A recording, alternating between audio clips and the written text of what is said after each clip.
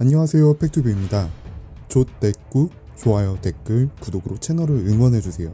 무더기 환자 발생으로 한때 한국의 우한으로 불렸던 대구 지역 코로나19 신규 확진자가 0명을 기록하였습니다. 전국적으로도 한때 하루 새 900명을 넘어섰던 신규 확진자가 20명대로 뚝 떨어지면서 사회생활 정상화가 머지않았다는 기대감을 가지게 하였죠. 이에 따라 일각에서는 이제 일상적인 사회 경제 활동을 영위하면서 방역 조치를 취하는 생활 방역 체계로 전환해야 한다는 목소리를 내고 있습니다. 지난 10일 중앙방역대책본부에 따르면 전일 국내 코로나19 신규 확진자가 27명으로 확 줄였다 전합니다. 하루 확진자가 20명대를 기록한 것은 지난 2월 20일 16명 이후 50일 만이죠. 대구에서는 지난 2월 18일 신천지 예수교 신도발 집단 감염 신호탄을 쳤은 확진자가 한 명도 발생하지 않았습니다. 이처럼 신규 확진자는 줄곧 완치 후 퇴원하는 환자가 급증하면서 현재 의료진의 치료를 받고 있는 환자는 전체 확진자 중 3분의 1 수준인 3,100명 선으로 큰 폭 줄었습니다. 방역당국은 지난 3주간 이어져온 고강도 사회적 거리두기 효과가 점점 더 큰 힘을 발휘하고 있기 때문으로 분석했습니다. 최근 방역당국의 가장 큰 걱정거리였던 해외 유입 사례도 급감 추세로 전환되었습니다. 지난 9일 신규 확진자 27명 중 해외에서 유입된 확진자는 5명이었습니다. 최근 2주간 신규 확진자 중 54%가 해외 유입이었던 것과 비교하면 그 비중이 큰 폭 줄어든 것이죠. 정부가 지난 1일 이후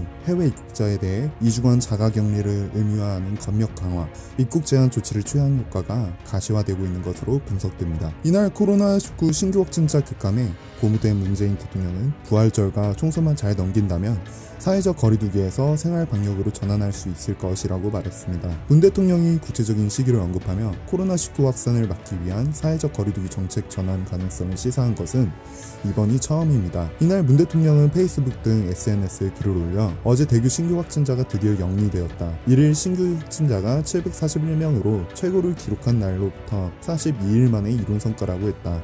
실제로 정부는 일상 감염 차단 활동을 함께라는 지속 가능한 생활 방역 체계로 전환하기 위해 준비하고 있습니다. 이날 방역 의료 분야 전문가, 경제, 사회 분야 전문가, 시민사회 대표, 정부위원 등 15명으로 구성된 생활방역위원회가 첫 회의를 개최했습니다. 위원회는 코로나19 장기전에 대비한 생활방역의 구체적인 내용과 수준을 검토할 예정이라고 전했습니다. 정부는 앞서 고강도 사회적 거리두기를 신규 확진자를 하루 50명 미만으로 줄이고 감염 경로 미확인 신규 확진자 비율이 5% 미만으로 떨어지면 생활방역 시스템 전환을 검토하겠다고 밝힌 바 있습니다. 다만 여전히 지역 확산의 불씨가 남아있어 2차 대유행의 가능성을 배제할 수 없는 만큼 당분간은 방역 조치의 고삐를 더 재워야 한다는 주문이 적지 않습니다. 특히 이번 주말의 꽃구경은 선거 유세, 부활절 종교행사가 펼쳐질 예정으로 사회적 거리두기 필요성이 한층 커졌습니다. 김강립 중앙재난안전본부 1총괄 조종관은 여기저기 흩어져 있는 숨어있는 감염 요인이 어느 순간 결집하면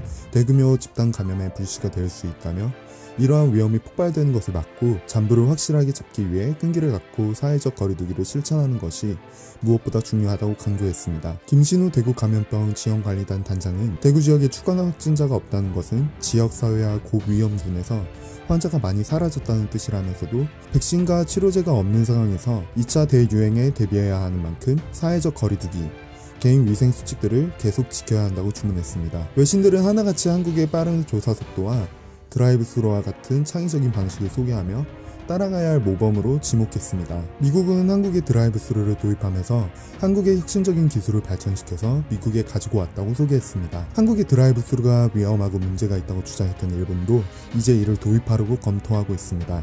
이렇게 한국의 노하우와 대처 방법이 전세계의 주목을 받는 가운데 지난 16일 한국에서 새롭게 등장한 워킹스루도 외신들이 앞다투어 보도했습니다. 중국 언론들은 전세계 국가들에게 자국을 배우라고 훈수를 두고 있지만 중국 네티즌들은 한국의 워킹스루를 보고 이런 댓글을 남겼습니다. 한국은 민주주의가 할 수 있는 최고의 것을 보여주었다. 한국은 정치적 논쟁에 휘말리지 않았고 방법을 찾았고 국민들을 생각했다. 우리는 한국을 배워야만 한다. 최근에 한국이 쇠퇴하고 있는 줄 알았는데 여전히 선진국이었다. 유럽 국가들은 적극적으로 나서서 한국을 배워라. 최근 상황이 악화되어 공황 사태를 겪는 미국인들은 한국의 워킹스루를 보고 이런 댓글을 남겼습니다. 기발한 아이디어를 가진 나라다. 매우 감명받았다. 미쳤다. 세계를 이끌어갈 나라다. 한국 끝내준다. 다른 나라들은 한국을 베끼느라 바쁘다. 대한민국은 그동안 엄청난 위기를 극복하며 경이로운 기록들을 만들어냈습니다. 최빈국에서 G20에 올라선 유일한 나라였고 IMF를 가장 단기간에 극복한 나라였습니다. 대한민국은 피하지 않았고 용감하게 싸웠습니다. 결국 대한민국은 이겨냈고 전 세계가 배워야 할 진정한 선진국으로 불리게 되었습니다. 이상 팩투비였습니다.